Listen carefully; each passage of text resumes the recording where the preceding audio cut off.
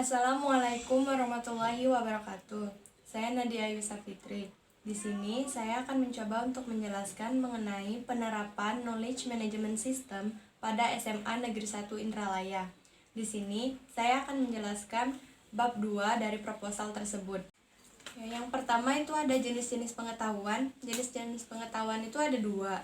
Yang pertama itu ada tacit knowledge. Tacit knowledge itu adalah knowledge yang ada pada diri seseorang dan relatif sulit untuk dikomunikasikan dengan individu lain.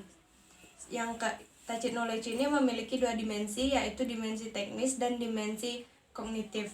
Yang kedua itu ada explicit knowledge. Explicit knowledge adalah knowledge yang sudah dikemukakan dalam bentuk data, formula, spesifikasi produk, prinsip-prinsip umum, dan sebagainya.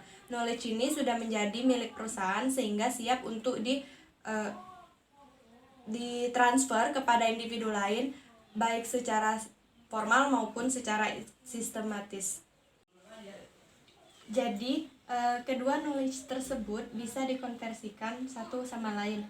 Untuk mengkonversikan kedua knowledge tersebut, kita membutuhkan model konseptual, di mana model ini biasanya disebut model Secchi. Yang pertama itu ada socialization. Socialization ini digunakan untuk mengkonversi tacit knowledge ke tacit knowledge. Yang kedua ada externalization, digunakan untuk mengkonversi tacit knowledge ke explicit knowledge. Yang ketiga itu ada determination combination, digunakan untuk mengkonversi explicit knowledge ke explicit knowledge. Yang keempat dan yang terakhir itu ada internalization, digunakan untuk mengkonversi explicit knowledge ke tacit knowledge. Baik, yang selanjutnya itu ada knowledge management. Knowledge management ini adalah pengelolaan pengetahuan secara kolektif untuk membantu organisasi mengambil tindakan dan bersaing secara lebih efektif serta mencapai tujuan mereka. Knowledge management ini sebagai pengelolaan dari pengetahuan perusahaan dan aset intelektual yang dapat meningkatkan tentang karakteristik kinerja organisasi dan nilai tambah dengan memungkinkan suatu perusahaan untuk bertindak lebih cerdas. Selanjutnya, knowledge management system. Knowledge management system adalah sistem yang berbasiskan teknologi informasi yang dikembangkan untuk mendukung proses-proses knowledge management. Yang pertama, penciptaan knowledge, yang kedua, penyimpanan knowledge, yang ketiga, pemindahan knowledge, dan yang terakhir, pengaplikasian knowledge tersebut pada organisasi.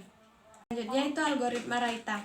Raita adalah algoritma string matching yang membandingkan karakter pattern dengan karakter teks yang pencocokannya diawali dengan karakter paling kanan pattern. Jika terjadi pencocokan, maka dilakukan lagi pencocokan pada karakter paling kiri pattern. Jika terjadi kecocokan lagi, maka akan dilakukan pencocokan pada karakter di tengah sampai dengan dua karakter di kiri pattern dan dua karakter di kanan pattern.